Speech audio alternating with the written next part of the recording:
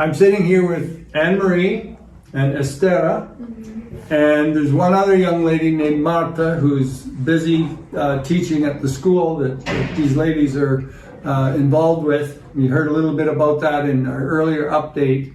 I want to talk to them today about a convoy that they took. Many of you have heard that there's different churches that are taking convoys into Ukraine regularly. We have about 9 different churches that we support with this. But when I heard your story a few weeks ago, I thought, here's these 3 young women taking one of our vans full of supplies. I want to hear what that was about. Like, what made you do it?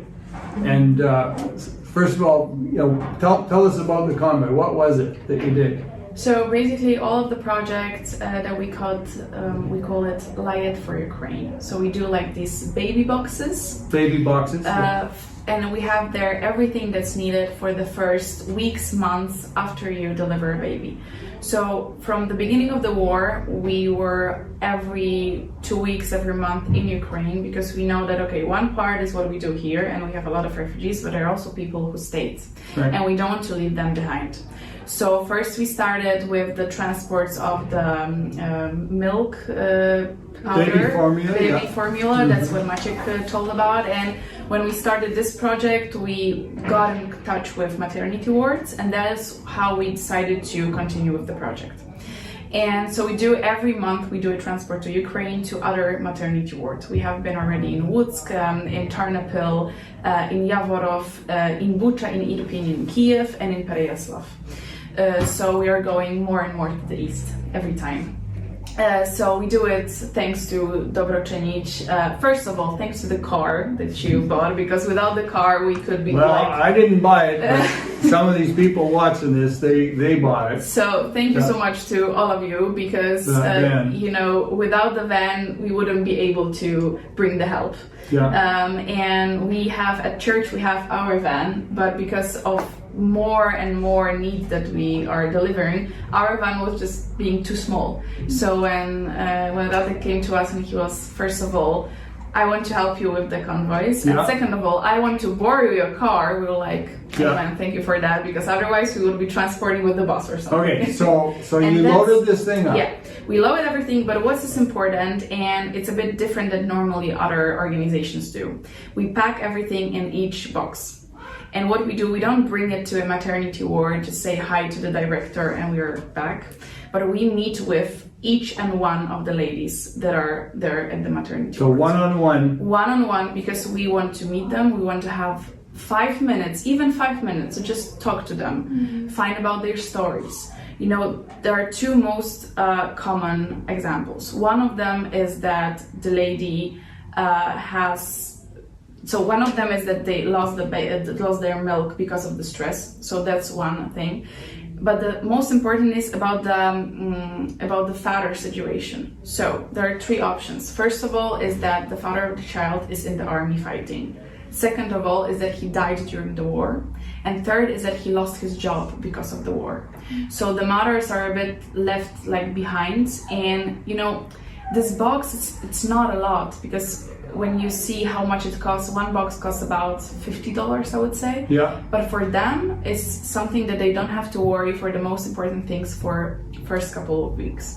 So we pack this, we go and we talk to the women about their situation, maybe where they are from, because what's also important is that women are traveling miles and miles to get into a safe spot, because if they are from the east, they don't want to deliver their baby in the east because it's really dangerous. Because they're close to the front. They're close to the front line, so they really travel through the whole Ukraine to come to a safer spot, because we know that no place in Ukraine is safe right now. Right. But they are trying to get to a safer spot.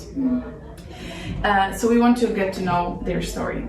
And our last convoy was to Bucha and Irpin. And Bucha and Irpin it's a place next to Kiev, and this wasn't like a famous city or something before the war. No. But it got sadly famous because of the Bucha massacre. You can read it online. Yeah, no, we've heard about Bucha at the beginning, Yes. the atrocities. So we took went place there there. because we also wanted to see how the people are doing after a year, after what happens. Yeah, And also, you know, there's war for women is one of the most horrible things.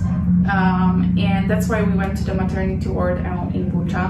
We talked to the main doctor.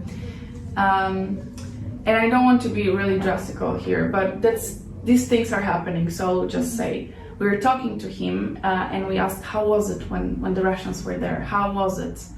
And he said, first of all the deliveries were made in the corridors because we didn't go up to the first floor room. because it would be way too dangerous.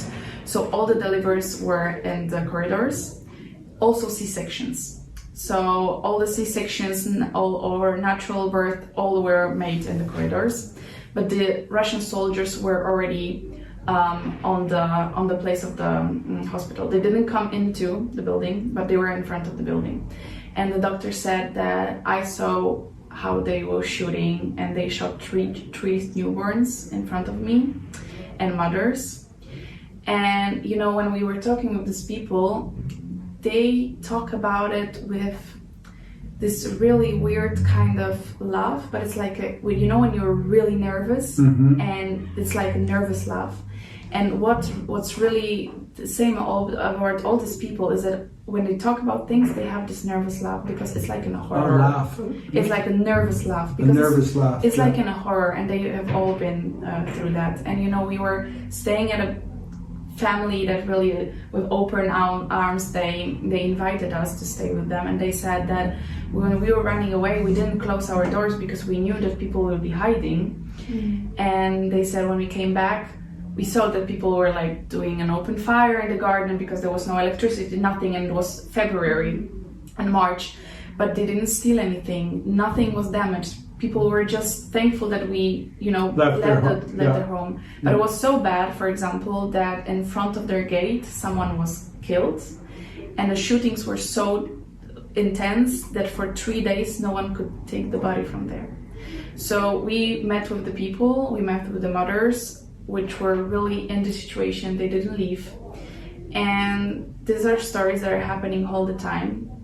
And of course, Bucha is now a safer place. It's getting rebuilt, but you know, it's gonna be still years and years. And you can rebuild the buildings, but you will not rebuild everything, you know. Trauma. Yeah. They will stay with them forever. Yeah. Well, and what you guys are doing is you're bringing something more than just material help. You're bringing to them hope and love, and it's different than just human love. It's God's love. So What is also important about the boxes, so in each box you have everything you need for the baby, for the mother in the first weeks, but we also put their Bible in Ukrainian. And we also put them like inside like a letter.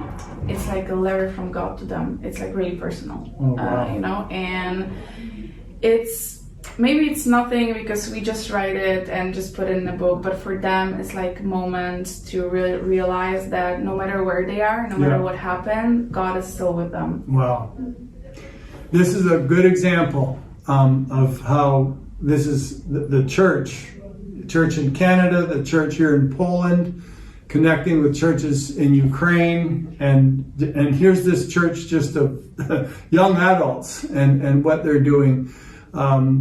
Just want to thank you for the way you've been helping financially. The van that you guys used, 6 months ago I was on a convoy here riding in a van that was a piece of junk.